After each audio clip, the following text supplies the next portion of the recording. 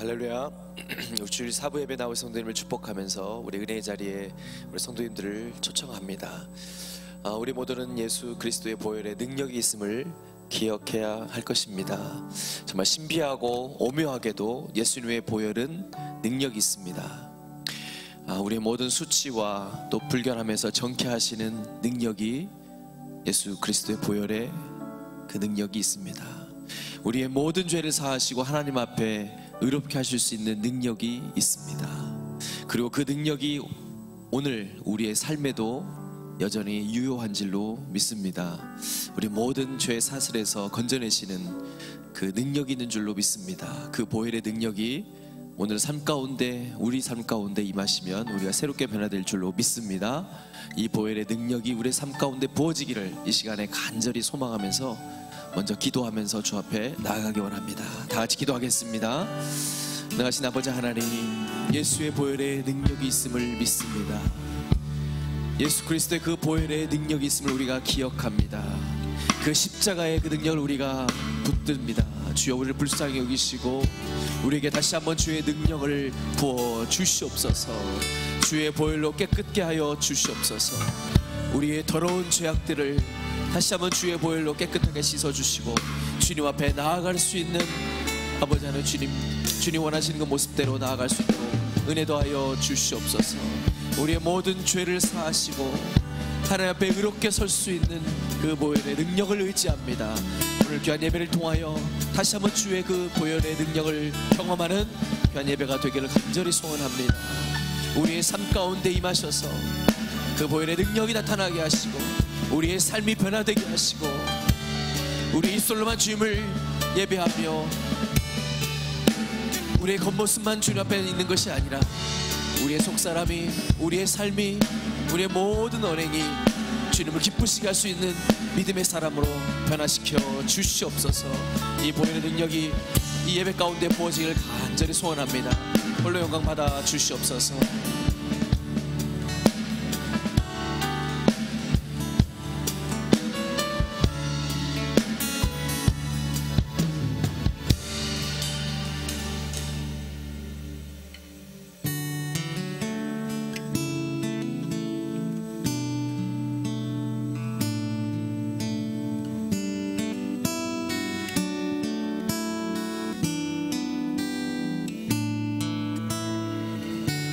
주를 위한 이곳에 예배하는 자들 중에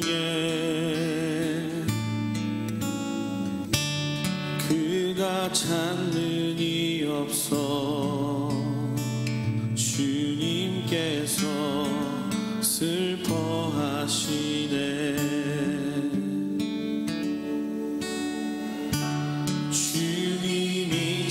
찾으시는 그 한 사람, 그 예배자, 내가 그 사람 되기 간절히 주께 예배하네. 주 은혜로 이곳에 서 있네. 주인제에 엎드려 절하네. 그 어느 것도 난 필요 없네. 주님만 경배해. 주내로 이곳에 서 있네. 주인제에 엎드려 절하네. 그 어느 것도 난 필요 없네. 주님만 경배해.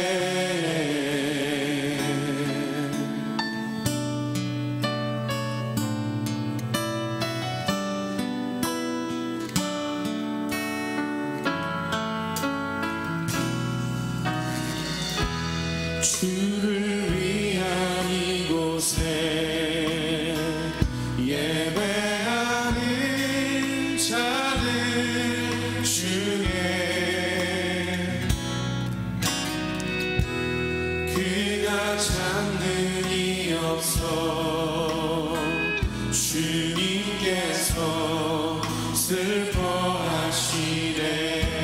주님이 찾으시는 그 한 사람, 주님이 찾으시는 그 한 사람, 그의 배자. 우리가 그렇게 되기를 원합니다. 내가 그 사람 되기 간절히 주께 예배하네. 주내로 이곳에 서 있네. 주인제에 엎드려 절하네. 그 어느 것도 난 필요 없네. 주님만 경배해. 주내로 이곳에 서 있네. 주인제에 엎드려 절하네. 그 어느 것도 난 필요 없네. 주님만 경배해. 주내로 이곳에 서 있네. 주인제에 엎드려 절하네. 그 어느 것도 난 필요 없네. 주님만 경배해. 주대로 이곳에 서 있네. 주인제에 엎드려 절하네. 그 어느 것도 난 필요 없네. 주님만 경배해. 주대로 이곳에 서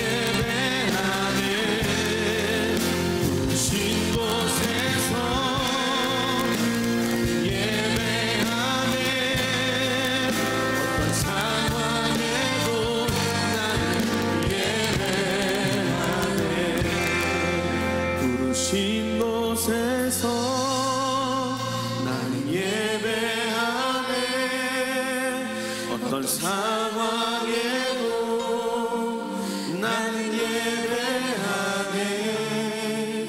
부르신 곳에서 나는 예배하네. 어떤 상황에도 나는 예배하네. 예배받기에 합당하신 주님께 다시 한 번 더 감사의 박수, 영광의 박수 올려드리겠습니다. 할렐루야, 아멘.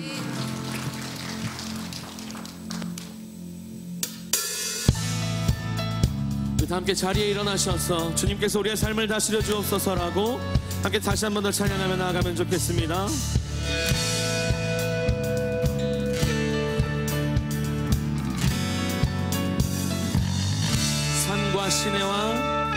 산과 시내와 붉은 돌과 땅의 모든 것 주 다스리네. 내 안에 갈망 유일한 소망 주는 날 다스리는 것.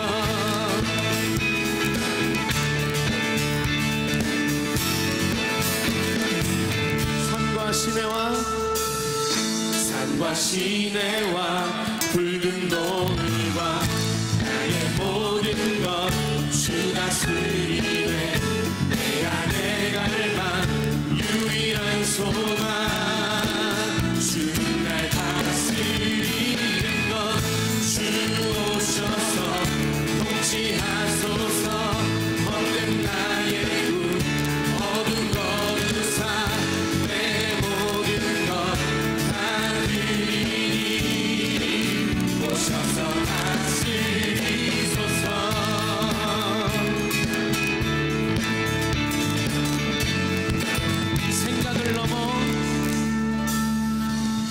생각을 넘어 모든 말보다 나의 생활이 말하게 하소서.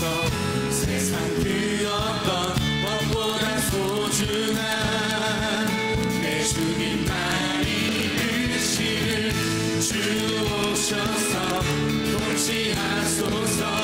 헛된 나의 꿈 어둠 거두사 내 모든 것 오셔서 다스리소서. 주 오셔서 통치하소서. 헛된 나의 꿈 어둠 거두사 내 모든 것 다 드리니 오셔서 다스리소서.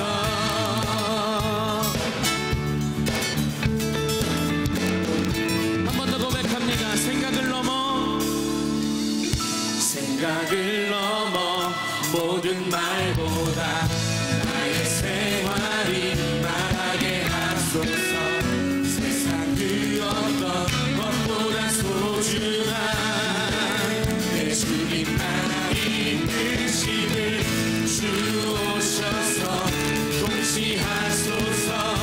헛된 나의 꿈 어둠 거두사 내 모든 것 주 오셔서 통치하소서. 헛된 나의 꿈 어둠 거두사 내 모든 것 다 드리니 오셔서 여러분들의 목소리로 고백할까요? 주 오셔서 통치하소서. 헛된 나의 꿈 어둠 거두사 내 모든 것 다 드리니 오셔서 다스리소서. 주 오셔서 통치하소서. 헛된 나의 꿈 어둠 거두사 내 모든 것 다 드리니 오셔서 주 오셔서 통치하소서. 헛된 나의 꿈 어둠 거두사 내 모든 것 다 드리니 오셔서 다스리소서. 오셔서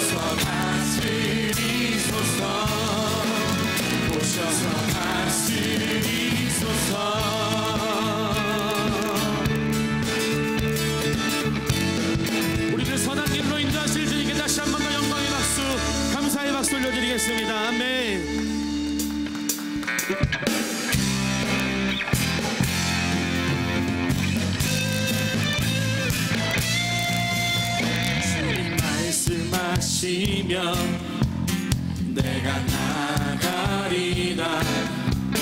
주님 뜻이 아니면 내가 멈춰서리라.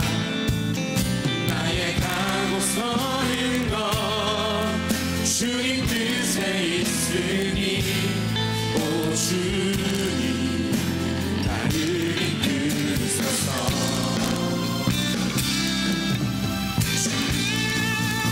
주님 말씀하시면 내가 나가리라. 주님 뜻이 아니면 내가 멈춰서리라. 나의 가고 서는 것 주님 뜻에 있으니 오 주님 나를 이끄소서. 뜻하신 그곳에 나 있기 원합니다. 이끄시는 대로 순종하며 살리니 연약한 내 영혼 통하여 일하소서. 주님 나라와 그 뜻을 위하여 오 주님 나를 이끄소서.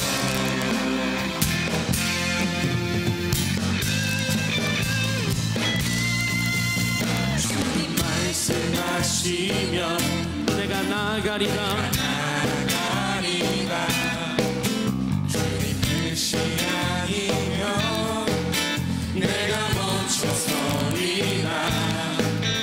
나의 가로 서는 것 주님 뜻에 있으니 오 주님 나를 이끄소서. 우리 믿음의 고백으로 드립니다.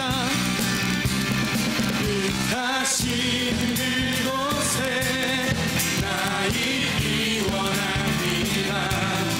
이끄시는 대로 순종하며 살리니 연약한 내 영혼 통하여 일하소서. 주님 나라와 그 뜻을 위하여 뜻하신 그곳에 나 있기 원합니다. 이끄시는 대로 순종하며 살리니 연약한 내 영혼 통하여 일하소서. 주님 나라와 그 뜻을 위하여 오 주님 나를 이끄소서.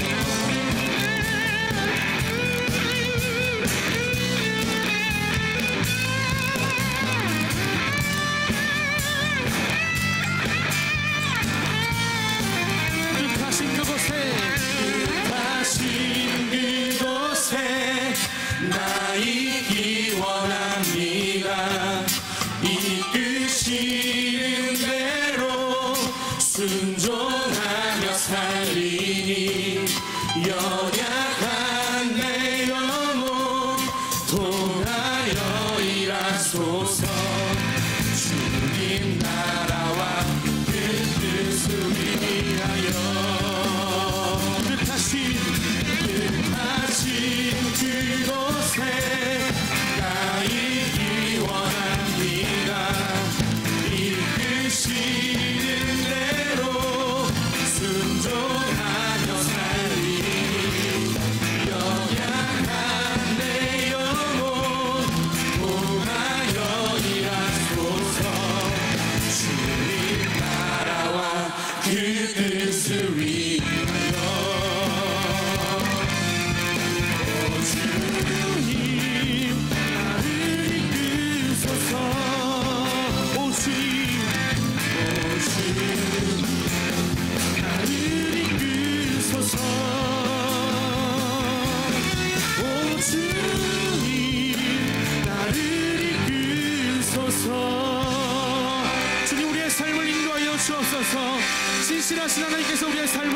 하시고 우리 교회로 인도하실 줄 믿습니다. 다시 한 번 더 주님께 영광의 박수, 감사의 박수 올려드립니다. 할렐루야. 아멘. 이 자리에 앉겠습니다.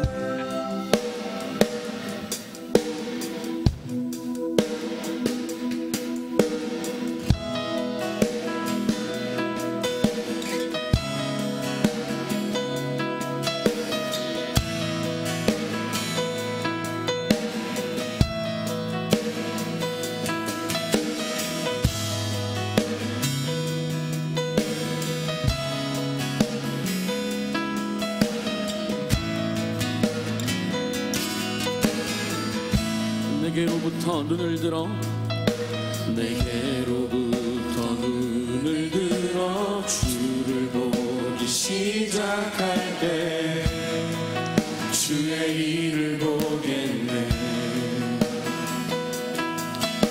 내 작은 마음 돌이키사 하늘에 꿈꾸게 하네. 주님을 볼 때 내게로부터 눈을 들어 주를 보기 시작할 때 주의 일을 보겠네. 내 작은 마음 돌이키사 하늘에 꿈꾸게 하네. 주님을 볼 때 모든 시선을 주님께 드리고 살아계신 하나님을 느낄 때 내 삶은 주의 역사가 되고 하나님이 일하기 시작하네.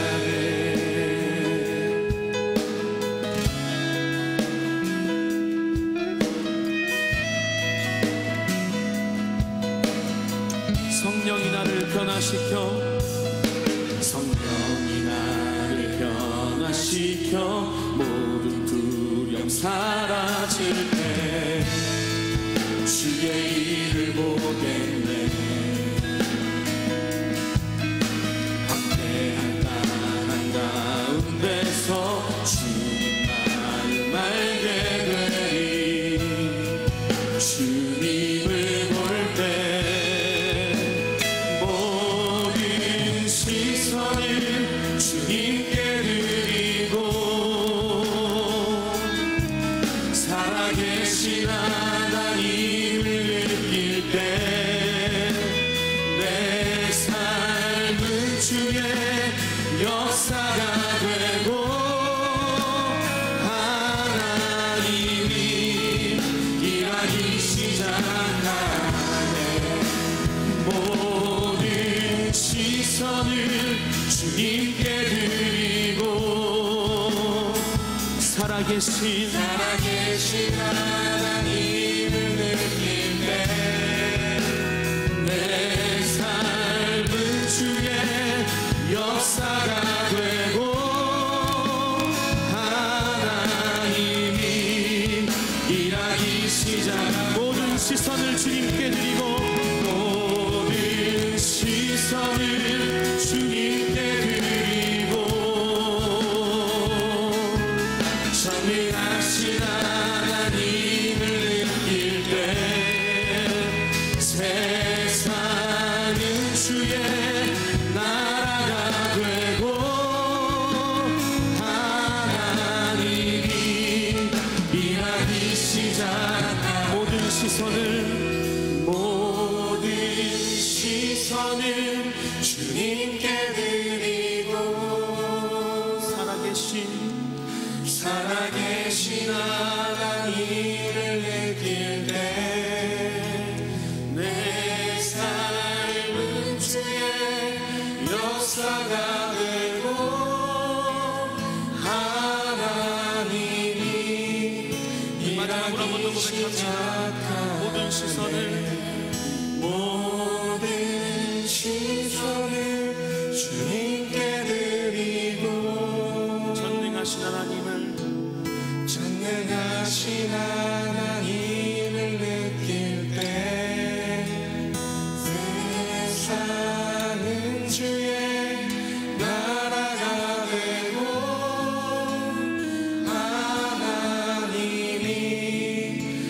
일하기 시작하네. 우리의 삶과 우리의 모든 행하는 범사 가운데 주께서 다스리시고 주께서 인도하여 주시기를 소원합니다. 지금 고백했던 이것이 우리의 삶에도 드러나고 나타나서 우리의 착한 행실을 보고 많은 세상 사람들이 하나님이 누군지 찾게 되고 하나님이 누군지 알게 되는 귀한 역사가 우리 교회 가운데 날마다 넘쳐날 수 있도록 인도하여 주옵소서. 감사드립니다. 예수님의 이름으로 기도드렸습니다.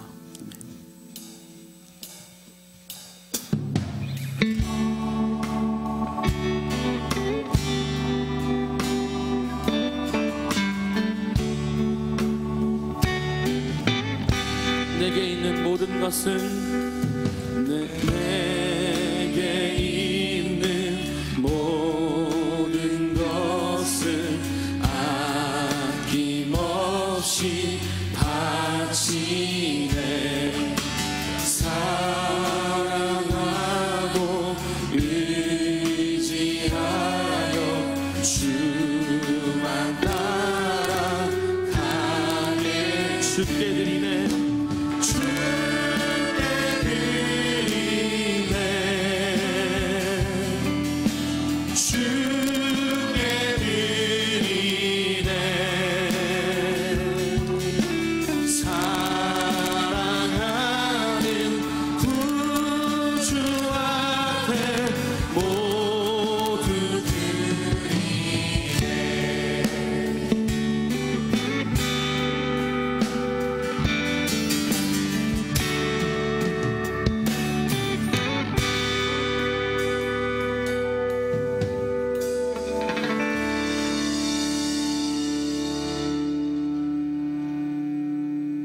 할렐루야.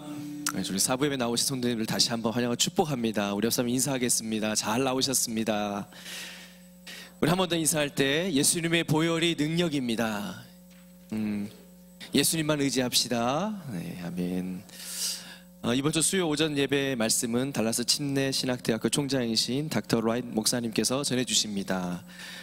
또 헤브론 아워 25기가 이번 주일 목요일부터 토요일까지 진행됩니다. 참여하는 모든 분들이 하나님의 임재와 또 쉼을 얻고 큰 은혜를 경험하도록 중보해 주시기 바랍니다. 주차장 포장 공사가 완료되었습니다. 깨끗하시죠? 우리 주차하실 때 주차 안내로 봉사하시는 분들의 안내 잘 따라주시고 특별히 또 교회 주변에 주차하실 때 위반하지 않도록 주의해 주시기 바랍니다. 제2차 재직 세미나가 27일 금요일 저녁에 있고요. 또 중보기도 학교가 27일과 28일 진행됩니다. 주보를 참고하셔서 미리 일정을 조정하시고 많이 참여해 주시기 바랍니다. 우리 교회 아름다운 소식이 조선일보에 실렸는데요. 오늘 주보와 함께 나누어 드렸습니다. 보이지 않는 곳에서 겸손하게 섬기고 있는 은혜롭고 아름다운 우리 교회 소식 잘 읽어보시고 이웃들과도 함께 나눠주시면 좋을 것 같습니다. 다른 모든 소식과 모임 등은 주보를 참고해 주시고 오늘 우리에게 주신 하나님의 말씀 고린도전서 10장 23절에서 33절 말씀을 다 같이 봉독하겠습니다.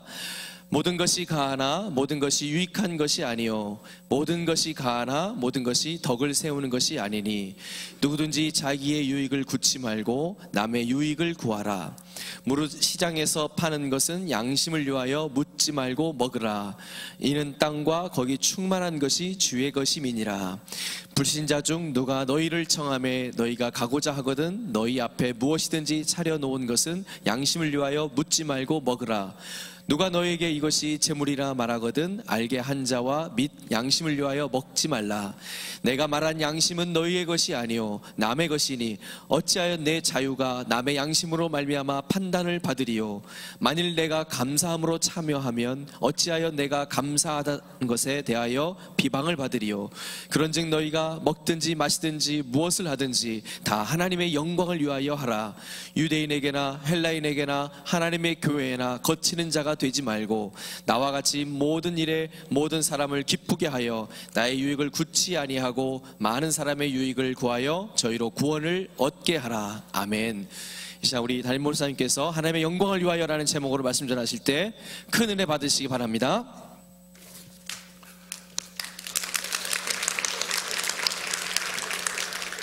할렐루야. 반갑습니다. 지난주에 제가 안성시 기독교연합회 부활절 예배를 인도하기 위해서 가느라고 사부 예배 영상으로 예배를 드렸는데요. 가능하면 제가 사부 예배도 직접 이렇게 대면해서 함께 예배를 나누고 싶고, 제 개인적인 소견으로는 어쩔 수 없는 상황에 오버플로에 가서 영상으로 드릴 수 있는 것은 어쩔 수 없다 하더라도 가능하면 예배는 함께 얼굴을 대면하여 드리는 게 훨씬 더 좋다는 생각을 갖고 있습니다. 오늘 고린도전서 10장 23절 이하 말씀 중심으로 하나님의 영광을 위하여, 여러분들은 삶의 목적이 무엇입니까? 삶을 살아가는 존재 이유, 내 삶의 존재 이유가 어디에 있습니까? 내 삶의 방향은 어디로 정하여져 있습니까? 다시 한 번 더 여쭤볼까요? 역사의 후대의 사람들이 나를 어떤 사람으로 기억하여 주기를 바라고 기대하십니까? 후대의 사람들이 나를 어떤 사람으로 평가해 주기를 바라느냐, 그런 말입니다. 다른 질문으로 한번 여쭤볼까요?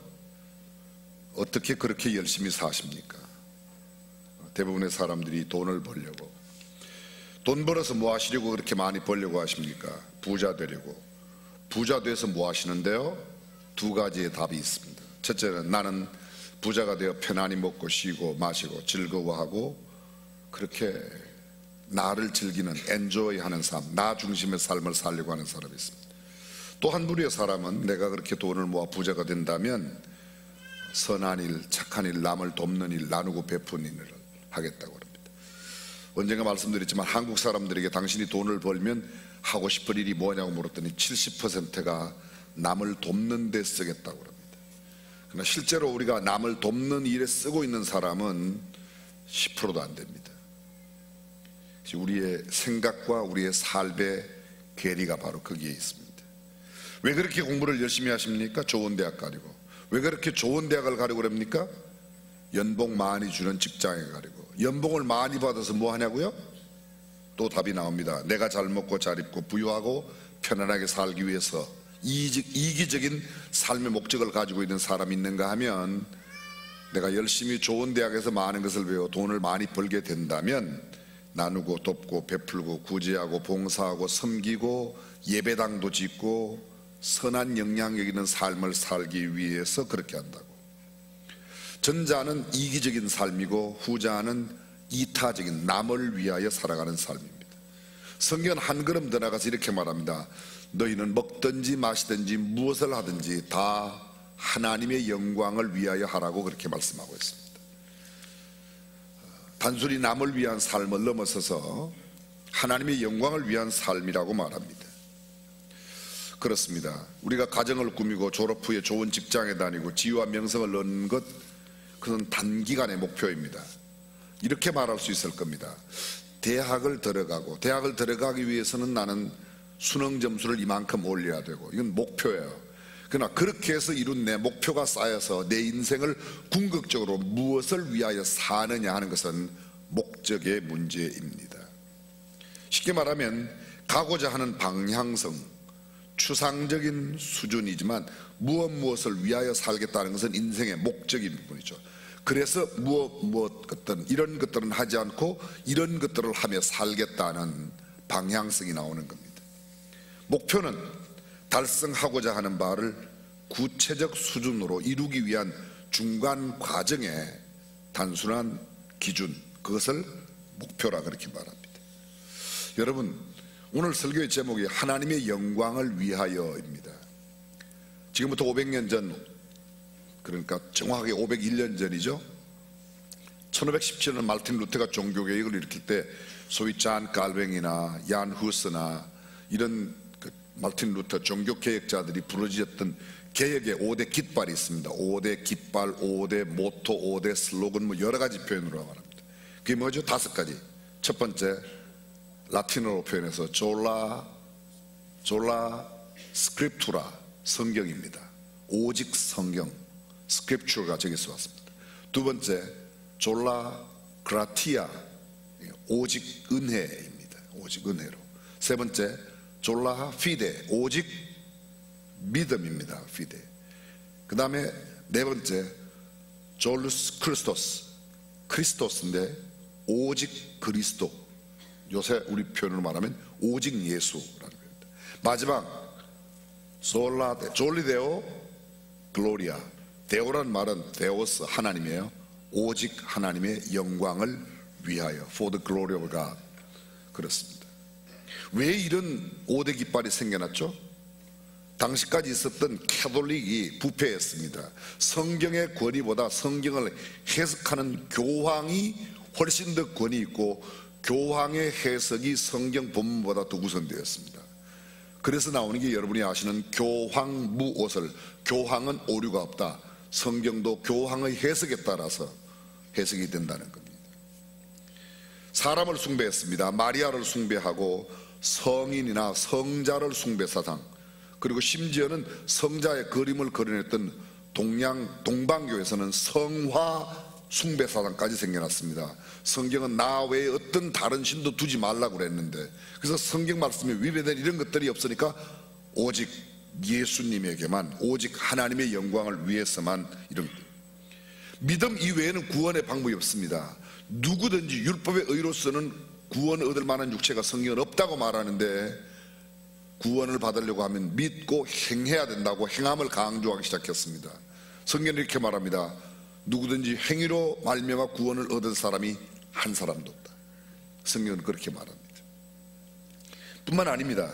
인간의 고해성사, 하나님 앞에 만일 우리가 우리 죄를 하나님께 자백하고 고백하면, 회개하면 우리를 깨끗함을 받지만 사람에게 아닌데 여전히 이런 고해성사 아직도 있습니다. 비성경적인 이런 모든 것들에 대해서, 그래서 오직 성경, 오직 은혜, 오직 믿음, 오직 그리스도, 오직 하나님의 영광을 위하여 하는 5대 깃발을 세웠습니다. 자, 여러분, 어떤 삶이 하나님의 영광을 위하는 삶이고 어떤 삶이 하나님의 복을 누리는 삶일까요? 쉬운 예를 들어보겠습니다. 어떤 마을에 같은 교회에 출석하고 있는 두 농부가 있었습니다. 한 농부가 농사철이 다가오자 논두렁가에 가서, 밭가에 가서 열심히 기도를 하는 겁니다. 하나님, 소출을 풍성하게 해주세요. 기도만 했습니다. 근데 한 농부는 새벽에 기도를 하고 밭에 나가서 밭을 갈고 씨를 뿌리고 거기 김을 메고 비료를 주고 거름을 주고 비가 아주 오지 않으면 물도 주고 잘 보살핍니다. 자, 여러분, 누가 하나님의 영광을 위하여 살고 있는 겁니까? 둘 다요? 의외로 우리가 여기서 착각하고 있어요. 금식하고 기도하고 이런 게 나쁜 게 아니에요. 교회 와서 봉사하고 청소하고 다. 근데 그것만 하며 살아가는 삶은 하나님의 영광을 위하여 사는 삶이 아니라는 겁니다. 성경은 그렇게 말하고 있습니다. 하나님의 영광을 위한 삶을 사는 농부에 의해서 기도하고 열심히 밭도 갈고 씨도 뿌리고 그리고 또 기도하고, 이것이 성경적인 하나님의 영광을 위하는 삶이라는 겁니다. 근데 우리는 의외로 착각하고 있습니다. 성경 지식을 많이 아는 것이 신앙이 좋은 것으로 생각해요. 그렇지 않습니다. 알고 있는 하나님의 말씀을 삶에 옮기는 사람이 신앙이 좋은 사람이에요. 이건 정말 중요한 내용입니다. 오직 오늘 우리 성경 본문 거기는 이렇게 말합니다.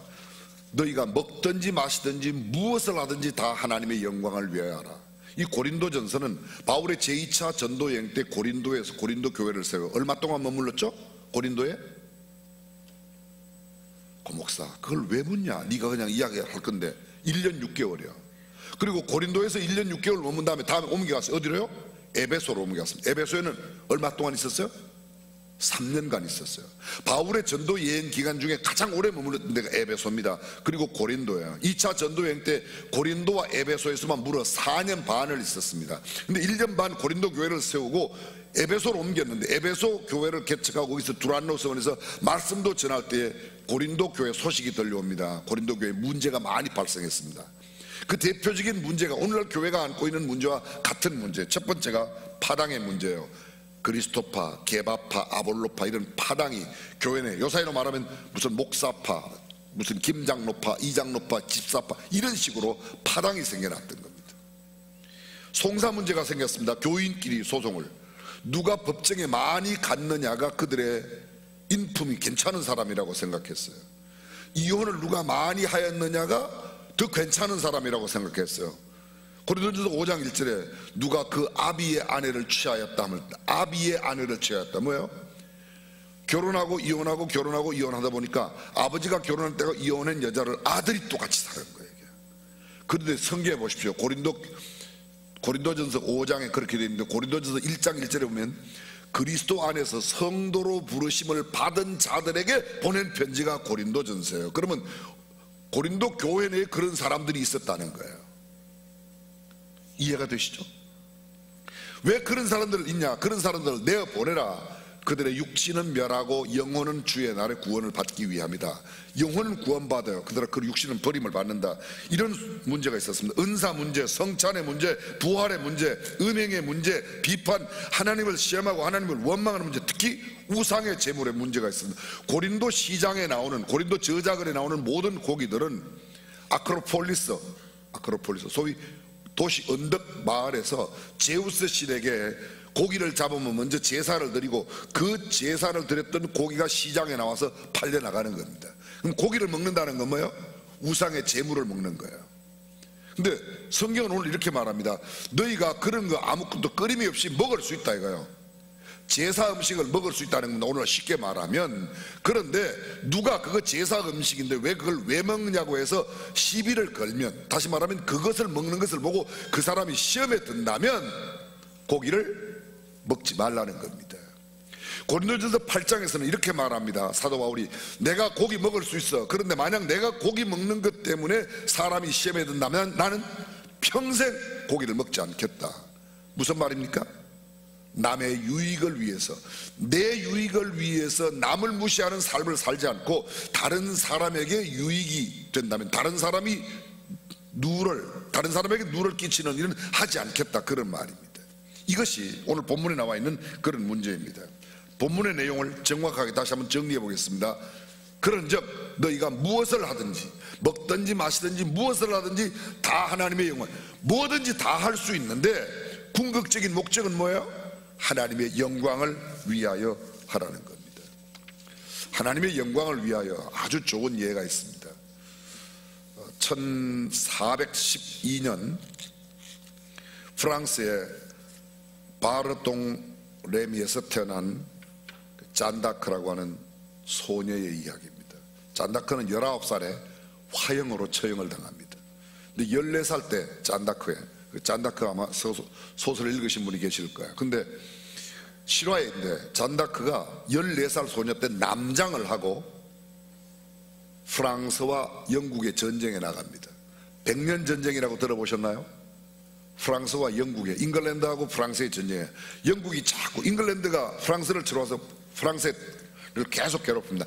100년 동안 계속 해마다 들어온 건 아니에요. 근데 간헐적으로 들어왔지만 그 공격이 계속 사실은 한 120년 정도 되는 겁니다. 근데 이 프랑스와 영국의 전쟁을 완전히 종식시키는 결정적인 계기가 14살 소녀가 전장터에 나가서 프랑스가 전쟁의 대승리를 가져옵니다.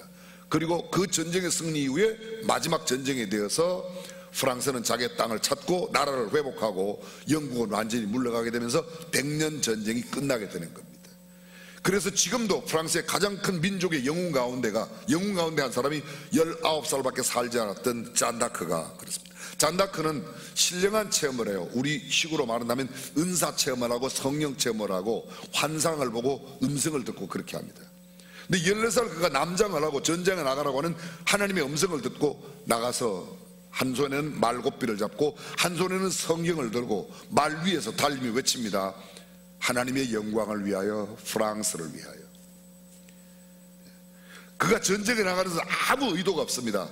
하나님의 음성을 듣고 오직 하나님의 영광과 자기의 족을, 오늘날로 말하면 하나님의 영광을 위하여, 대한민국을 위하여. 아멘 좀 하소. 하나님의 영광을 위하여, 일본을 위하여, 이래야지 아멘 할 거예요? 이것이 굉장한 영향력을 끼쳤습니다. 그리고 결국은 아까 말씀드린 대로 100년 전쟁이 끝났던 겁니다. 구체적인 예를 또 하나 들어보겠습니다.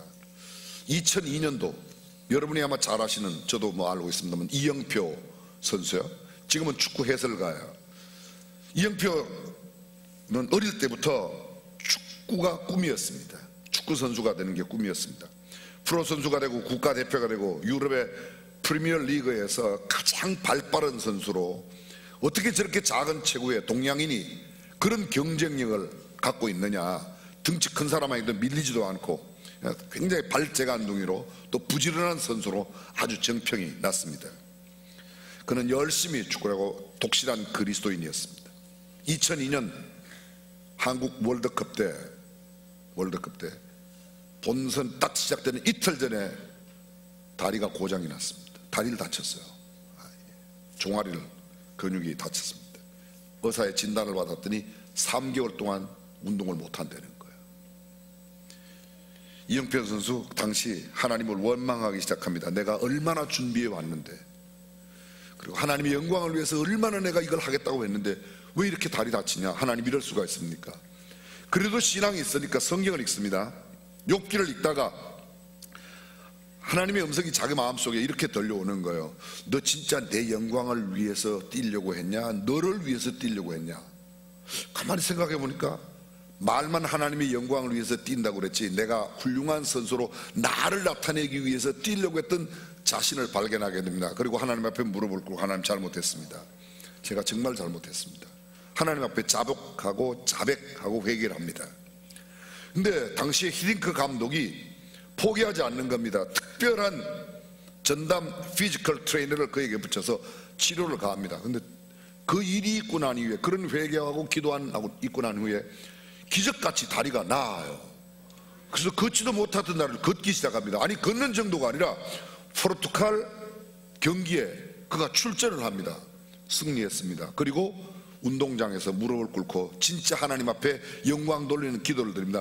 전 세계 120개국에 중계를 하던 모든 텔레비전이 이상한 퍼포먼스, 소위 승리하고 잔디밭에서 기도하는 퍼포먼스의 장면을 전 세계에 다 내보내는 겁니다. 진짜 하나님의 영광을 드러낼 수 있는 그런 일들로 맺어졌다는 거죠. 사랑하는 형제자매 여러분, 하나님의 영광을 위하여 하라는 말씀이 뭐예요? 먹든지 마시든지 무엇을 하든지 그러면 우리가 이렇게 물어볼 수 있습니다. 과연 이것 하면 하나님께 영광이 되는가를 물어서 예스라는 대답이 나오면 하고, 예스가 아니다 갸우뚱 그러면 안 하는 겁니다. 엠멘모호 그러면 안 하는 겁니다. 확실하게 이것 하면 하나님의 영광이 된다고 하는 일만 하는 것, 그것이 그리스도인의 삶의 자세여야 된다. 성경은 이걸 이야기하는 겁니다. 아무리 돈을 많이 벌 수 있는 일이라도 하나님께 영광 되는 일이 아니라면 오케이, 나는 노라고 말할 수 있어야 돼요. 근데 우리는 어떤가 하면 돈만 많이 되면 하나님 잠깐만요, 이것만 벌어놓고요 제가, 이렇게 된다는 거죠. 말로는, 입술로는 교회에서 설교는 끝내주게 합니다. 큰소리 땅땅 칩니다. 목사라고 남들한테 존경받습니다. 근데 실제적으로 자기의 이권만 관계되면 갑자기 변합니다. 자기의 자존심이 조금만 상하면, 하나님의 뜻이 이루어지지 않는 일에 대해서는 좀처럼 화도 안 내던 사람이 내 자존심이나 내 명예만 조금 이상이 생기면 입술이 떨리면서 파래지면서 막 이상한 소리가 나가면서 창조적인 욕을 퍼부어가면서 난리를 하는 겁니다. 그게 목사예요. 그게 누구예요? 그게 나예요. 여러분은 어때요? 내가 교회에서 예수 믿는 사람이라고, 나는 집사라고 권사라고 장로라고 말하는데 내 삶의 현장에서 내가 화나는 일이 하나님의 영광이 드러나지 않는 것 때문에 고민하고 범민합니까? 아니면 내가 가지려고 했던 걸 남이 빼뜨려가서, 내가 주머니가 채워지지 않아서 내가 이루려고 했던 걸 이루지 못해서 화가 나고 내가 어려워하고 내가 힘들어하는 것 아닙니까? 그러고도 우리가 하나님의 영광을 위하여 산다? 얼마나 외식적이고 가식적입니까? 성경은 이렇게 말합니다. 무엇을 하든지, 공부를 하든지 운동을 하든지 장사를 하든지 농사를 짓든지 무슨 물고기를 잡든지 산행을 하든지 모든 일, 모든 행사, 어떤 행동 하나하나라도 오직 하나님께 영광 돌리는 일만 하는 사람이 하나님의 영광을 위하여 하는 것이고, 나의 유익을 위해서, 내 이름을 높이기 위해서, 내 명성을 들기 위해서, 내 주머니를 채우기 위해서, 내가 가지고 있는 내 목적을 이루기 위해서, 내 꿈과 비전을 이루기 위해서 하나님과 상관이 없다는 겁니다. 저는 이렇게 생각합니다. 하나님의 섭리와 경륜 가운데 하나님의 역사로 성장하는 교회가 있는가 하면 어떤 경우에는 목사의 야심이나 성도들의 인간적 욕심으로 양적인 부흥이 일어나는 교회도 얼마든지 있을 수 있다는 생각을 갖습니다. 직장을 구해도 결혼을 해도 삶과 죽음 사이에는 모든 행동 일거수일투족이 모두가 하나님의 영광을 드러내는 일을 할 때 참된 그리스도인의 삶이라고 말할 수 있습니다. 이렇게 따지고 본다면 우리의 삶 가운데는 하나님의 영광을 위한 삶보다는 나를 위한 삶, 내 뜻과 내 욕구를 채우고자 하는 삶이 얼마나 많은지 모릅니다. 정치하는 사람 마찬가지입니다. 내가 때로는 표를 잃어버리고 다음에 다시금 선출되지 못한다 하더라도 하나님의 영광을 위해서 이렇게 하겠다.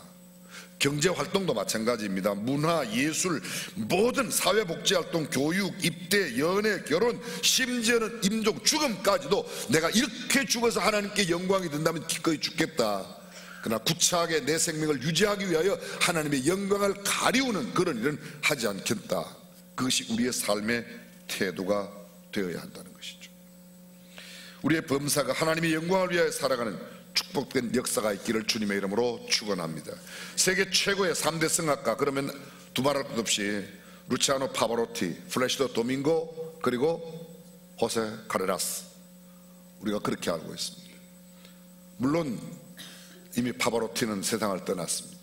근데 이 카레라스, 호세 카레라스 같은 사람은 굉장히 신앙이 좋은 사람이에요. 1987년도에 오페라 라보엠을 하다가 쓰러집니다. 병원에 실려갔습니다. 정밀 검사를 받았더니 백혈병 진단을 받았어요. 의학적으로는 사형 언도를 받은 거나 마찬가지입니다.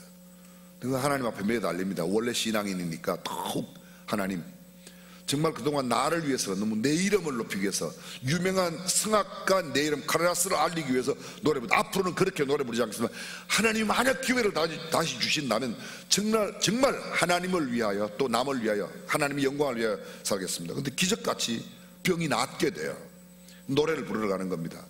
그전보다 훨씬 더 진지하게 노래를 하게 되고 더 많은 사람들에게 인기를 얻게 됩니다. 기자가 묻습니다. 도대체 어떻게 이렇게 더 열심히 노래를 할 수 있냐고 묻습니다. 그의 대답 좀 들어보십시오. 나는 노래를 하는 것이 아닙니다.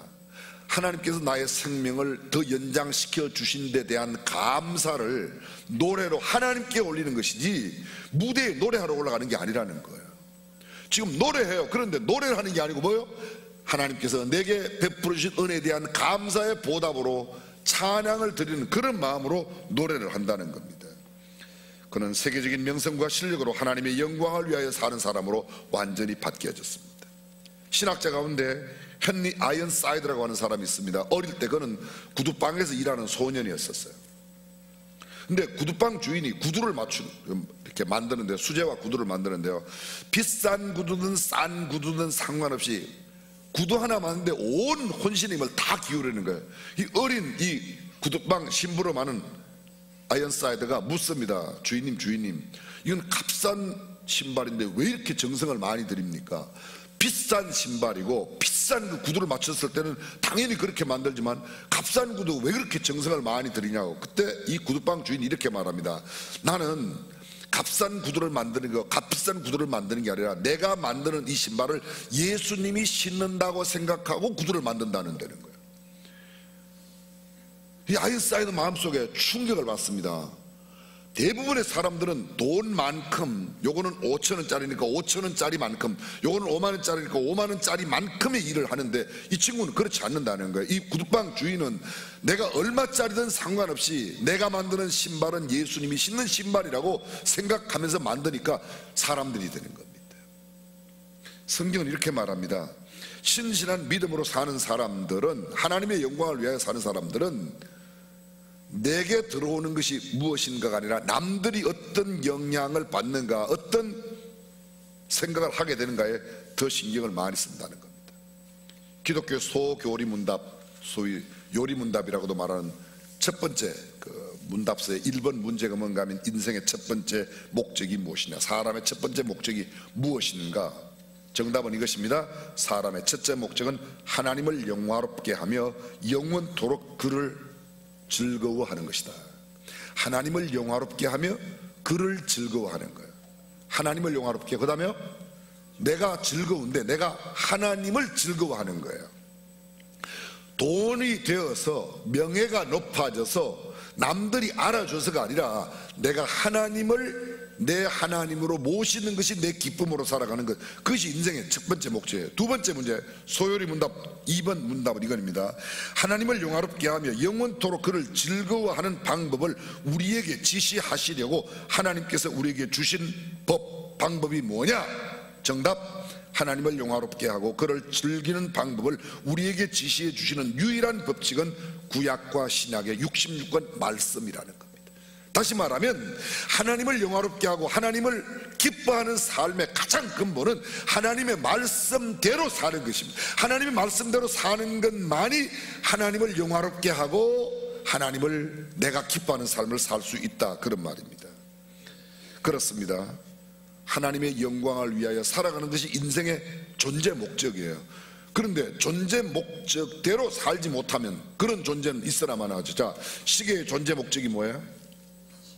시간을. 근데 시간을 제대로 알려주지 못하는 시계 어떻게 하면 돼요? 그냥 버린다고 말하지 마세요.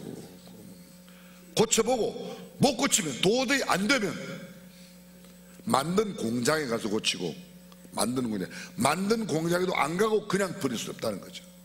안 고쳐지면 버리는 겁니다. 못 고쳐지면 버리는 겁니다.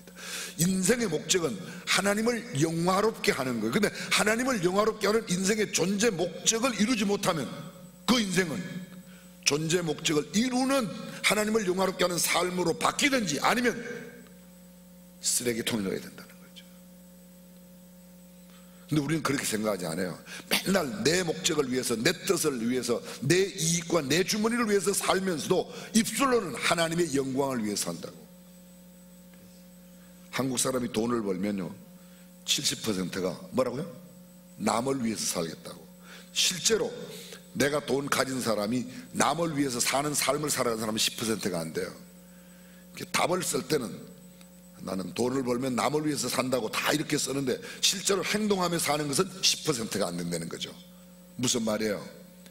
내 생각과 내 삶의 괴리감이 그만큼 크다는 겁니다. 대한민국의 여성들을 슬프게 만들었던 지나간 5,000년 동안의 사상이 유교의 소위 적어도 유교 500년, 이조 500년 동안에 이 사상은 굉장히 지배했어요. 그게 남존여비 사상이에요. 남자는 존귀하고 고귀하고 고상하고 높은 존재고 여자는 천하고 비천하고 아주 쓸모없는 존재다. 이게 남존여비예요. 그렇죠? 그렇게 알고 있죠. 근데 요새 남존여비의 뜻이 바뀌었다는 거 아시죠? 남자의 존재 이유는 여자의 비용을 제공하기 위해서다. 남자의 존재 목적은 여자의 비위를 맞추기 위함이다. 남자의 존재 까닭, 존재 의미는 여자의 비밀을 보장해 주는 거다. 그게 남존여비라는 겁니다. 금방 여자들이 좋아하잖아요, 그죠? 존재 목적이 뭐야? 인간의 존재 목적은 하나님의 영광을 위해 한다는 겁니다. 구체적으로 하나님의 영광을 위해서 오늘 성경 본문 마지막 31절 32절 3절 그런즉 너희가 먹든지 마시든지 무엇을 하나님의 영광을 위하라. 그 다음에 남의 유익을 위해 살아라. 마지막 그 남을 유익하게 해서 영혼을 구원하라. 첫 번째 하나님의 영광, 두 번째 남의 유익, 세 번째 영혼 구원. 저도 그런 줄로 알았어요. 그렇게 설교한 설교들이 너무 많습니다. 근데 전후의 문맥상 아무리 따져봐도 그런 게 아니에요. 하나님의 영광을 위하는 삶이 뭐냐? 그럼 구체적으로 그게 남을 위하여, 하나님의 영광을 위하여 사는 삶 두 가지의 양상이, 첫 번째가 남을 위하여 산다는 겁니다. 남을 위하여. 그것이 하나님의 영광을 드러내는 삶입니다. 자, 다시 본문으로 한번 가보겠습니다. 10장 23절 제가 현대인의 성경을 읽겠습니다. 무엇이든 할 수 있는 자유가 있다고 해서 그것이 다 유익한 것이 아니며 또 그것이 다 덕을 세우는 것도 아닙니다. 24절 누구든지 자기 이익을 생각하지 말고 남의 유익을 생각해야 합니다. 시장에서 파는 고기는 무엇이든 양심에 거리낌 없이 먹어도 됩니다. 이것은 땅과 그 안에 있는 모든 것이 다 주님의 것이기 때문입니다. 여러분이 불신자의 초대를 받고 가거든 차려주는 것은 무엇이든지 양심에 거리낌 없이 먹으십시오. 혹시 여러분 가운데 제사 음식 안 먹는 분 계세요?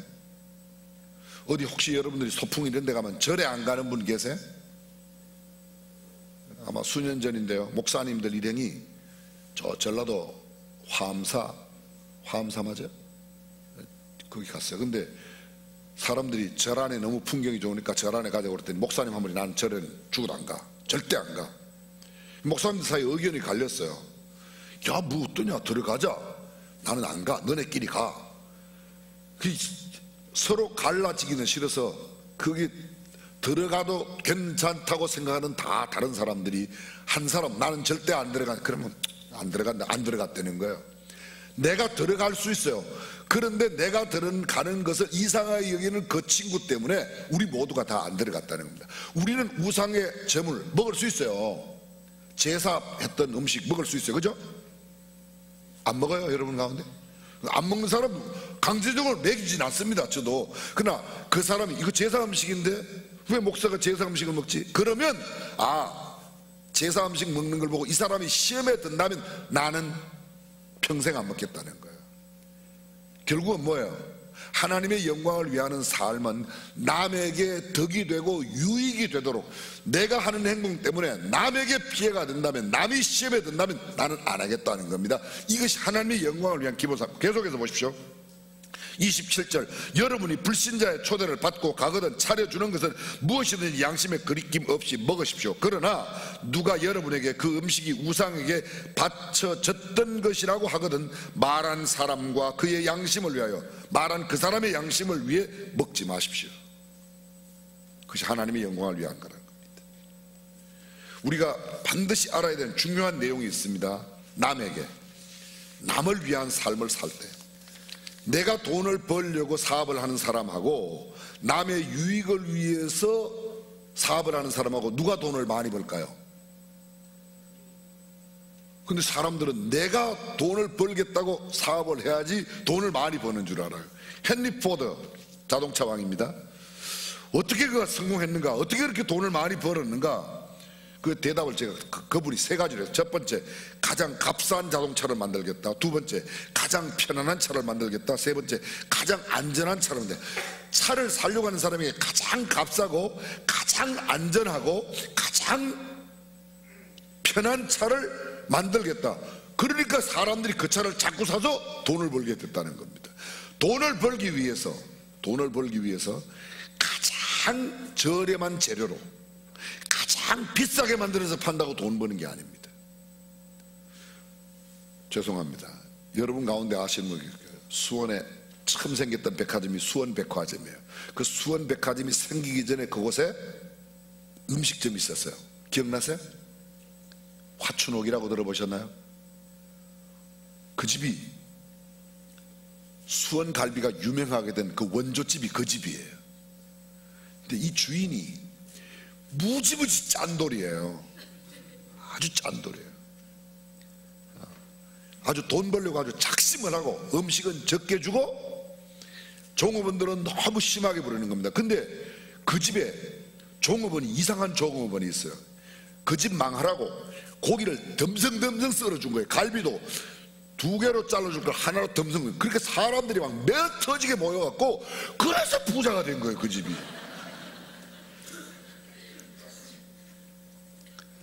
이제 부자 되는 법 아셨죠? 어떤 사람은요, 아예 기도를 해. 음식 맛없어라고 기도를 해요. 싸구려, 매일 쓰레기통에 버릴 것만 싸구려 사다가 음식을 만들어요. 그리고 굉장히 싸게 사왔으니까 많이 남을 것 같지만 손님이 없어서 그 집에 문 닫습니다. 어느 집에 손님이 많아요? 프레시한 야채를 팔고 고급 재료를 쓰는 집이 손님이 많아요? 시시한 거, 찌끄레기, 내일 버릴 거, 이런 것만 모아다가 파는 집이 손님이 많아요? 어디가 많아요? 몰라요? 그러니까 우리가 돈을 잘 못 버는 거예요. 내가 어떻게 하면 우리 집 손님에게 더 귀한 것으로, 더 맛있는 것으로, 더 좋은 것으로 그분을 위하는 삶으로 살면, 성경은 강철한 카네기가 어느 신문기자가 물었습니다. 당신은 재산이 다 없어지면 어떻게 하겠습니까? 카네기의 대답입니다. 또다시 모든 사람이 필요로 하는 유익한 물건을 만들겠습니다. 디자이너 가운데 유명한 디자이너가 어떤 디자이너입니까? 어떤 디자이너예요? what is design? 디자인에 대한 정의를 할 때 이런 게 있어요. loving others. 사랑하는 사람, 다른 사람을 사랑하는 게 디자인의 아주 본래들이에요. 내 사랑하는 사람이 이 컵을 쓴다면 어떤 컵을 원하겠는가를 생각하고 사랑하는 일을 생각하면서 디자인하면 좋은 디자인이 나온다는 거예요. 맞죠? 내가 정말 사랑하는 사람이 이걸 썼으면 좋겠다. 그를 위해서 만들면 좋은 디자인이 나온다는 겁니다. 실제 이야기 하나만 하고 넘어가겠습니다. 우리 극동방송 부산 사옥을 지을 때 120억이 들었어요. 우리나라의 유명한 건축가가 디자인을 했습니다. 이상한 계단을 만들었습니다. 아주 그 건축가의 디자인으로. 근데 그거 도저히 실용성이 없을 것 같다고 몇 번 이야기를 했습니다. 회장님이신 김모 목사님도 말씀을 하시고, 거기에 이사였던 고모 떨거지 같은 목사도 이야기를 하고 쭉 이야기했어요. 바꿀 수가 없다. 이분은 너무 유명한 건축 디자이너이기 때문에 그대로 만들었습니다. 아니나 다를까 다 완성이 되었는데 불편해서 계단에서 사람들이 자꾸 넘어지는 거예요. 그리고 그 계단은 그런 문제 때문에 건물 안으로 비가 자꾸 풍치는 겁니다. 다시 20억을 들여서 계단 공사를 새로 했습니다. 지금은 안 넘어집니다. 내가 갖고 있는, 나는 유명한 건축 디자이너니까 내가 디자인한 대로 해야 된다는 게 실패했어요. 혹시 그 건축가 아는 사람 있으면 이런 이야기를 꼭 할 필요는 없어요. 굳이 가서 알려줄 필요는 없어요. 어떻게 하면 이것을 사용하는 사람들이 편리하게 쓸 수 있는가, 안전하게 살 수 있는가. 물론 그런 것도 있어요. 너무 편하게 하면 건강이 안 좋아지니까 건강을 위해서 집안에 계단을 넣는 사람도 있어요. 그건 거기에 사는 사람의 건강을 위한 그런 마음입니다. 남을 위하는 마음이 아니고 내 독자적인 아이디어만 갖고는 되지 않는다는 거예요. 성경은 이렇게 말합니다. 하나님의 영광을 위하는 삶의 가장 첫 번째 외적인 표현은 다른 사람의 유익이 되도록 남을 위한 삶을 살아가는 것이라고. 우리가 그렇게 살고 있습니까? 나를 위하는 삶이 많습니까? 남을 위하는 삶이 많습니까? 결국 우리는 남을 위하여 사는 삶에 인색한 그런 모습이 아닌가 생각하는 겁니다. 두 번째가 뭐예요? 마지막 33절에 나옵니다. 자, 여러분 33절 한번 보겠습니다. 33절을 시작. 나와 같이 모든 일에 모든 사람을 기쁘게 하여 나의 유익을 구치 아니하고 많은 사람의 유익을 구하여, 그 다음에요, 저희로 구원을 얻게 하라. 다른 사람을 유익하게 하는 삶을 살아서 많은 사람이 많은 유익을 얻어 결국은 뭐예요? 그 사람의 영혼으로 하여금 그 사람의 영혼이 구원받게 하는 거라는 거죠. 하나님의 영광을 위한 궁극적인 삶은 영혼 구원의 삶이라는 거예요. 예수님이 이 땅에 오셨을 때 누가복음 2장 14절에 보면 천사가 찬송을 해요. 지극히 높은 곳에서는 하나님께 영광이요 땅에서는 기뻐하심을 입은 사람들 중에 평화로다. 예수 그리스도의 탄생이 왜 하나님께 영광이죠? 왜 그래요? 성경에 그렇게 써있으니까 그래요? 성경이 왜 그렇게 써놨냐고요. 자, 보십시오. 하나님의 구원 계획은, 온 인류를 위한 구원 계획은 창세 전에 그 기쁘신 뜻대로 우리를 예정하시고 구원 계획을 세우셨어요. 신학적으로 어렵게 표현하면 온 천지를 만드시는, 행동하시는 God, 하나님 acting God, 행동하시는 하나님 이전에 being God, 하나님은 그 전에 계셨어요. 천지를 창조하는, 행동하시기 전에 하나님은 존재하셨어요. 근데 그 존재하셨던 하나님은 그때 무엇을 하셨는가 하면 우리의 구원을 계획하셨어요. 지금 2018년을 살고 있는 우리, 저와 여러분들의 구원 계획을 그때 하시는 거예요. 근데 그 구원 계획을 구체적으로 이루는 걸 언제 이루셨어요? 예수님을 이 땅에 보내셔서 십자가상에 우리의 죄를 대신하여 죽이심으로 구체적으로 구원을 이루신 겁니다. 그래서 예수님이 이 땅에 태어나시면 하나님의 구원 계획을 이루기 위한 예수님이 이 땅에 보냄을 받고 태어났기 때문에, 그리고 가장 결정적인 순간은 그 예수님이 십자가에 못 박혀 돌아가시는 그 순간에 구원이 성취되어서 예수님은 십자가의 고난을 받으셨지만 하나님은 구원의 영광을 얻으시게 된 줄로 믿으시면 아멘. 그게 하나님의 영광이라는 겁니다. 그게 하나님의 영광은 다른 것이 아니에요. 그리스도인들의 삶을 통하여, 자, 하나님의 영광을 위한 삶, 어떤 삶? 다른 사람을 위한 삶, 그리고 그 다른 사람들의 유익을 위하여 살아가는 삶으로 그 사람들이 예수를 믿게 되어 하나님의 자녀가 되는 것, 그것이 참된 하나님의 영광을 나타내는 궁극적인 삶이 된다는 겁니다. 요한복음은 우리에게 이렇게 말하고 있습니다. 요한복음 6장 38절 이하에 보면, 제가 그대로 한번 읽어보겠습니다. 내가 하늘로서 내려온 것은 내 뜻을 행하려 함이 아니요 나를 보내신 이의 뜻을 행하려 함이니라. 나를 보내신 이의 뜻은 내게 주신 자 중에 내가 하나도 잃어버리지 아니하고 마지막 날에 다시 살리는 이것이니라. 내 아버지의 뜻은 아들을 보고 믿는 자마다 영생을 얻는 이것이니 마지막 날에 내가 이를 다시 살리리라. 하나님의 뜻은요, 성경에 하나님의 뜻은 단수예요. 하나님의 뜻은 단수예요. 하나님의 뜻은 하나예요. 그 말은요, 뭐가 하나님의 뜻인가? 성경이 예수님께서 말씀하시기를 내 아버지의 뜻은, 그게 하나님의 뜻이죠. 내 아버지의 뜻은 이것이니 뭐예요? 아들을 보고 믿는 자마다 영생을 얻는, 아들을 보고 예수 그리스도를 믿어 영생 얻는 게 하나님의 뜻이에요. 하나님의 뜻이에요. 서울대학교 가는 게 하나님의 뜻인가? 연세대학교 가는 게 하나님의 뜻인가? 그건 하나님의 뜻이 아니에요. 그렇게 묻는 게 아니에요. 연세대학교 가서 영혼을 구원하여 하나님을 믿는 사람이 그건 하나님의 뜻이에요. 서울대 가서 하나님을 믿는, 그건 하나님의 뜻이에요. 빵가게를 할까 신발 가게를 할까? 빵가게를 해서 영혼을 구원하면 하나님의 뜻이에요. 신발 가게를 해서 영혼을 구원하면 하나님의 뜻이에요. 이건 하나님의 뜻이고 이건 하나님의 뜻이 아니고 그런 게 아닙니다. 이것 아니면 이것이 아닌 게, 무엇을 하여도, 그러니까 먹든지 마시든지 무엇을 하든지 뭐가 들어요?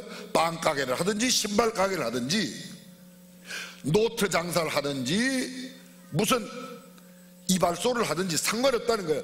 무슨 일을 하든지 하나님의 영광을 드리는 궁극적인 영혼 구원의 열매가 맺어지면 하나님의 영광을 받으시는 일이 될 줄로 믿습니다. 우리가 그동안 너무 나만을 위해 살지 않았습니까? 내 돈, 내 집, 내 꿈.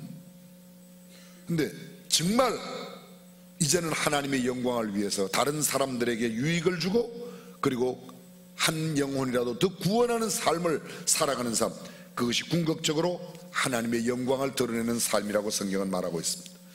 이제 우리의 남은 생에 또 1년, 2년, 10년, 20년, 50년 얼마가 될지 모르지만 우리의 남은 생애 동안에 하나님의 영광을 위해 구체적으로 살아가는 저와 여러분들이 되시기를 주님의 이름으로 축원합니다. 기도하겠습니다. 하나님, 우리가 너무도 나만을 위해 살았습니다. 내 뜻을 이루기 위해서, 또 내 마음대로 안 되는 것 때문에 화가 나고 짜증났습니다. 하나님의 뜻이 이루어지지 않는 것 때문에 번민하고 고민하지 못했습니다. 하나님의 영광이 되지 않는 일들 때문에 우리가 괴로워하지 않았습니다. 하나님, 이제 그러한 자신을 내어놓습니다.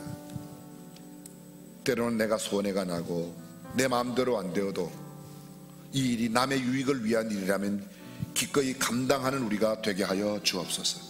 그리고 이것이 정말 영혼을 구원하는 일이라면 내 마음도 정신도 생각도 물질도 시간도 기꺼이 쏟아낼 수 있는 우리가 되게 하여 주옵소서. 그런 적 너희는 먹든지 마시든지 무엇을 하든지 다 하나님의 영광을 위하여 하라고 말씀하신 이 말씀대로 살고 어떤 날 주 앞에 의젓이 설 수 있는 우리 모두가 되게 하옵소서. 우리 주님 예수님의 이름으로 기도합니다. 아멘. 다 같이 자리에 일어나셔서 함께 찬양하도록 하겠습니다.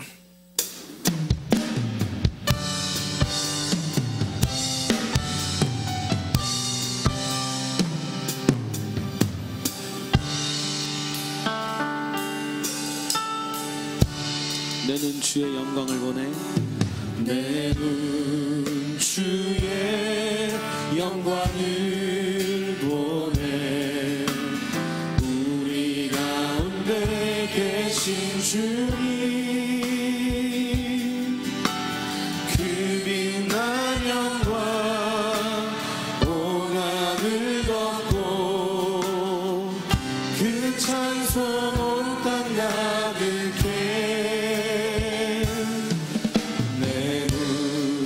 주의 영광을